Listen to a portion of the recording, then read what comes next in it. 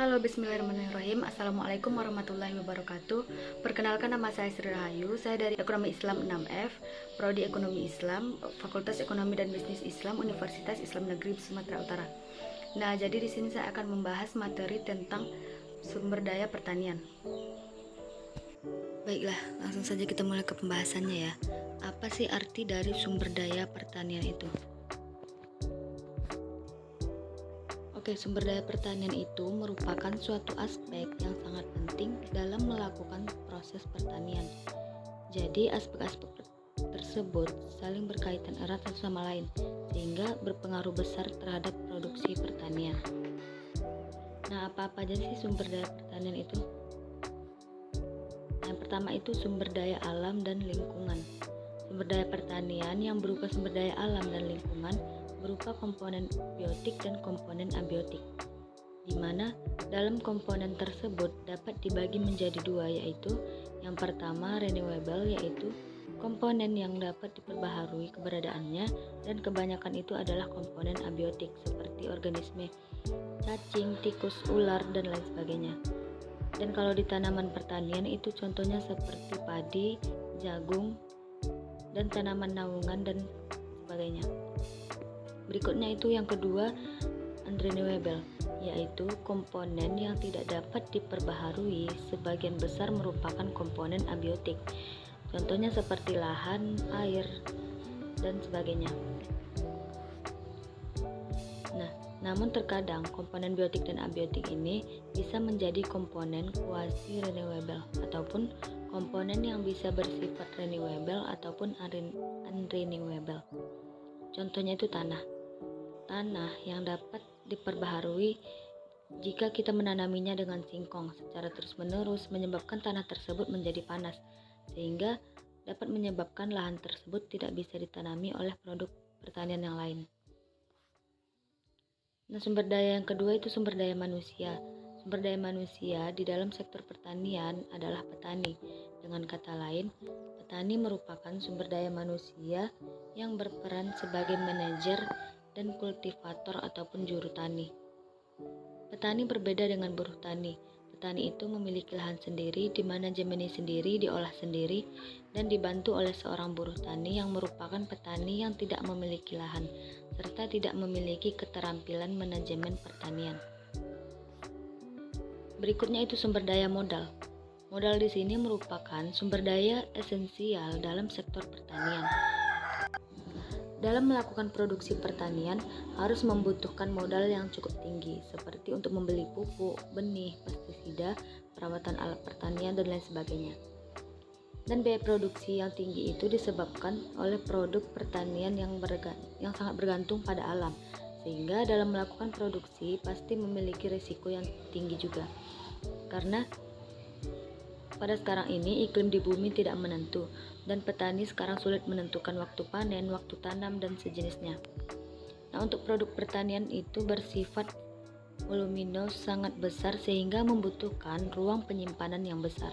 Oleh karena itu, biaya simpan dalam produk pertanian juga tergolong sangat tinggi. Sumber daya berikutnya itu teknologi. Teknologi itu juga berpengaruh terhadap laju produksi pertanian. Semakin canggih tingkat teknologi pertanian yang digunakan, maka akan semakin cepat produk pertanian itu dihasilkan. Namun, untuk memiliki teknologi yang canggih, seperti traktor, dibutuhkan modal yang sangat tinggi. Nah, selain itu, biaya perawatannya juga tinggi. Jadi, meskipun produk yang dihasilkan lebih banyak dan lebih cepat, tetapi harga yang ditawarkan ke konsumen pasti lebih tinggi daripada produk pertanian yang pengolahannya menggunakan teknologi konvensional. Sumber daya berikutnya itu manajemen.